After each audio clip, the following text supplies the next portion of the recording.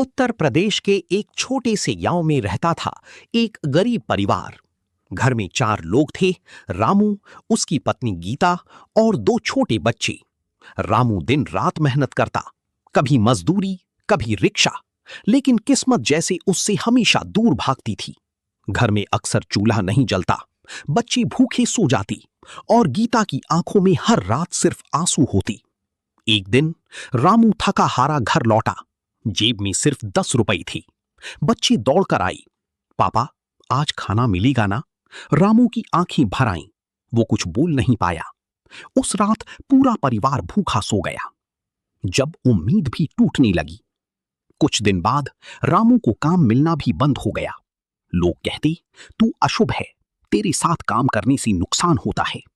रामू अंदर से टूट चुका था।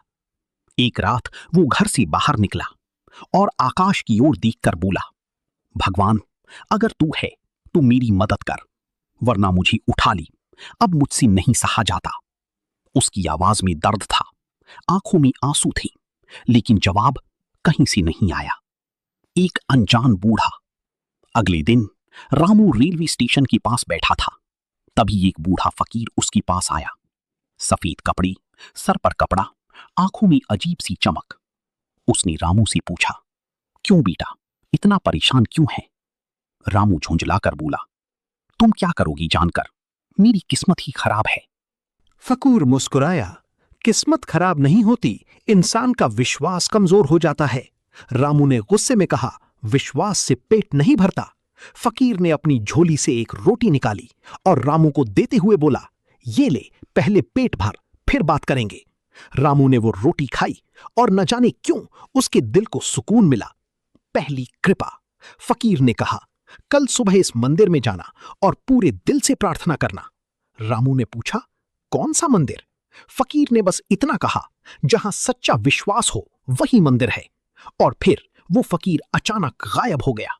रामू ने चारों तरफ देखा, लेकिन वो कहीं नहीं था। एक नया रास्ता। अगले दिन रामू गांव के पुराने मंदिर गया।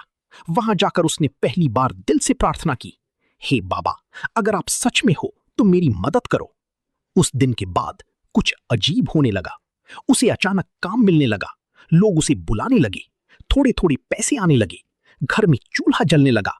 गीता ने कहा, ये सब कैसे हो रहा है? रामू बोला, शायद किसी की कृपा है।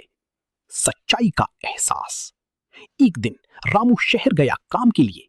वहां उसने एक तस्वीर देखी। वो वही चेहरा था, वही आंखें, वही मुस्कान जो उस फकीर की थी। नीचे लिखा था, शिरडी के साईं बाबा। रामू के हाथ कांपने लगे, उसकी आंखों से आंसू बहने लगे। वो समझ गया, जिसने उसे रोटी दी, जिसने रास्ता दिखाया, वो कोई आम इंसान नहीं था, वो खुद साईं बाबा थे। उस दिन के बाद रामू हर दिन साईं बाबा की पूजा करने लगा।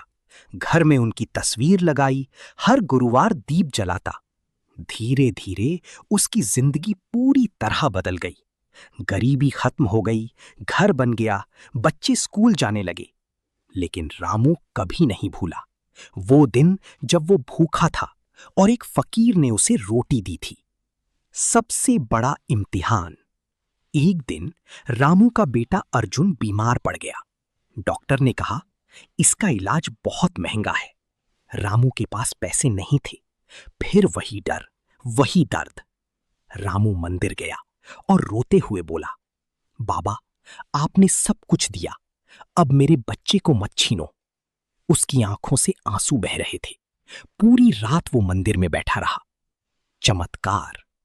अगली सुबह एक आदमी अस्पताल आया। उसने कहा, मैं एक ट्रस्ट से हूं, हम गरीब बच्चों का इलाज करते हैं। उसने अर्जुन का पूरा इलाज करवा दिया, बिना 1 रुपये लिए। रामू ने पूछा, आपको कैसे पता चला? वो आदमी मुस्कुराया, हमें ऊपर से आदेश मिला था। रामू समझ गया। फिर से बाबा ने उसकी सुन ली। आखिरी मिलन। कई साल बाद रामू शिरडी गया। वहां जाकर उसने बाबा की समाधि के सामने सिर झुकाया और बोला, बाबा, आपने मुझे सब कुछ दिया, अब बस एक बार दर्शन दे दो। उसी रात रामू को सपना आया। वही फकीर, वही मुस्कान। बाबा बोले, मैं हमेशा तेरे साथ हूं। जब भी पुकारेगा मैं आ जाऊंगा। रामू की आंख खुली और उसकी आंखों में आंसू थे, लेकिन इस बार वो दर्द के नहीं, खुशी के आंसू थे। सीख, ये कहानी हमें सिखाती है, जब सब रास्ते बंद हो जाएं, तब भी विश्वास मत छोड़ो। सच्चे दिल से की गई प्रार्थना कभी खाली नहीं जाती। और सबसे जरूरी, साईं बाबा हमेशा अपने भक्तों के साथ रहते हैं।